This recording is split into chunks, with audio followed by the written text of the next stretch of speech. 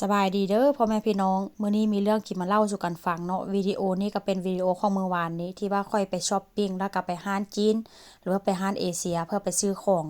หลังจากที่ไปซื้อเครื่องของอยู่ห้านเอเชียแล้วเรียบร้อยพี่น้องเอ้ยก็พากันไปบูเลบากนี่ก็เป็นคล้ายๆกับอัน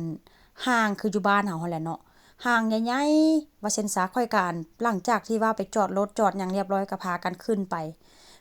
นี่ก็ผัวก็บอกว่าอั่นไปซื้อเสื้อผ้าค่อยก่อนผัวหลังจากที่เข้าไปในห้านนั้นแล้วมันก็เป็นห้านประจำของเราเนาะเพราะว่าทุกเทื่อเราก็จะไปซื้อทรงซื้อเสื้อจังซี่น่ะก็เป็นห้านประจำว่าซั่นซะหลังจากที่ผัวไปจับเนาะจับได้เบิ่ง2-3ตัวว่าตัวนี้มันงามตัวนี้มันบ่งามจังซี่น่ะเนาะหลังจากจับถูกใจแล้วผัวก็เข้าไปห้องลองแล้วบัดนี้ลองไปลองมาผัวก็เลยบอกว่าเต้ทรงนี่มันค่อนข้างจะไซซ์น้อยเจ้าไปเอาไซซ์ใหญ่ให้ค่อยได้บ่ว่าซั่น ทั้งที่มันเป็นไซส์ใหญ่แต่ว่ามันก็บ่ฮู้คือกันผัวก็เลยบอกว่าไปเอาให้ค่อยเป็นไซส์ใหญ่กว่านี้ได้บ่ข้อยก็เลยบอกว่าให้เจ้าไปเอาเองได้บ่เพราะว่าลูกนี่ก็ค่อนข้างแบบบ่อยู่ลาหั่นน่ะลูกก็จับเสื้อหั่นจับเสื้อนี่ว่าซั่นซะเนาะหลังจากนั้นผัวก็ว่าค่อยไปเอาเองเด้อเจ้าก็เบิ่งห้องอันที่ว่าค่อยลองนี่แหละค่อยเอาเสื้อผ้าหรือว่าเอาเอาโซงหั่นน่ะหรือว่ากางเกงหั่นน่ะแขวนไว้เนาะพี่น้อง หลังจากนั้นก็มีคนแขกเข้ามาคนค่อยบ่ฮู้ว่าคนประเทศใดแต่ว่าหน้าตาบ่แม่นคนสเปนบ่แม่นคนทางแถวนี้ว่าซั่นซะหลังจากนั้นเนาะค่อยก็บ่ทันได้เบิ่งหั้นนะค่อยก็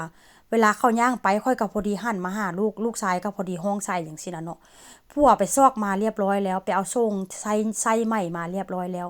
ผัวเข้าไปได้บัดนี้น่ะเต้มันอันผัวบอกว่าผัวประมาณว่าตกใจหั่นน่ะเนาะมันคือมีคนเข้าไปในห้องนี้ทั้งที่บ้าน เสื้อผ้าค่อยก็ยังห้อยอยู่หั่นน่ะหลังจากนั้นผัวเห็นอย่างเช่นนั้นผัวหันหน้าตาเขียวปัดเลยพี่น้องเอ้ยในความเป็นจริงหั้นมันก็บ่ควรที่เข้าไปดอกเนาะเพราะว่าหยังมันมีเสื้อผ้าหรือว่า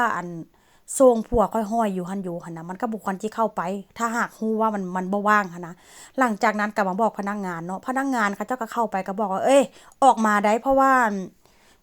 อันห้องนี่มันบ่ว่างเจ้าก็เห็นอยู่ว่ามันมีเสื้อผ้ามีเครื่องของเขาเจ้าวางอยู่เป็นหยังเจ้าต้องเจ้าต้องเข้าไปจังซี่น่ะเนาะ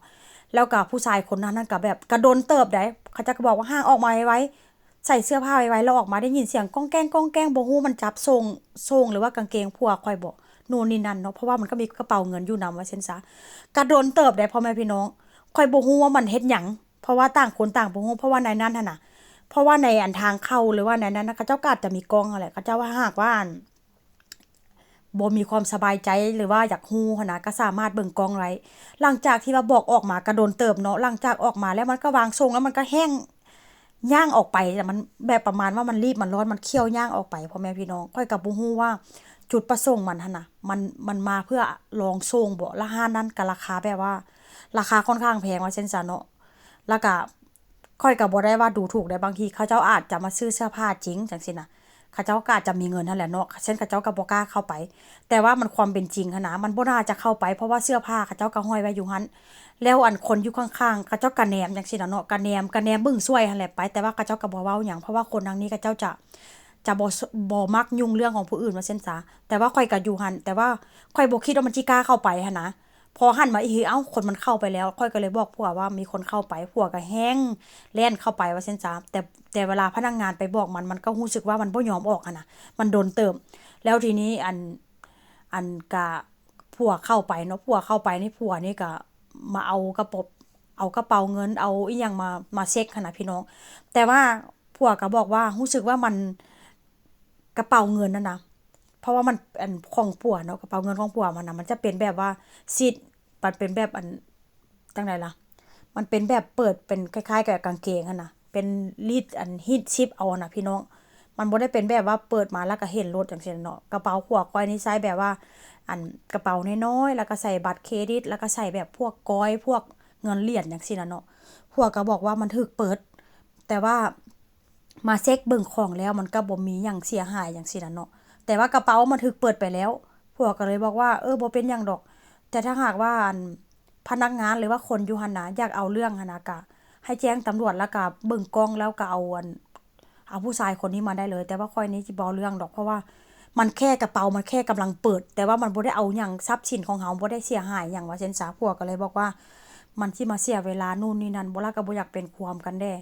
แล้วก็ซั่วสิตามจับได้ซั่วสิมาให้ปากคำมันก็ต้องเสียเวลานู่นนี่นั่นหั่นนะ ผัวก็เลยบอกว่าของข่อยก็ยังบ่ได้เสียหายอีหยังจังซี้นะก็เลยปล่อยเตยตามเลยพี่น้องเมื่อวานนี้ก็เป็นเลยจะเป็นสภาพแบบนั้นไปทั้งที่ไปช็อปปิงแบบแฮปปีแต่สุดท้ายลงเอยด้วยการแบบว่าเคี่ยวไปเคี่ยวกลับว่าซั่นซะ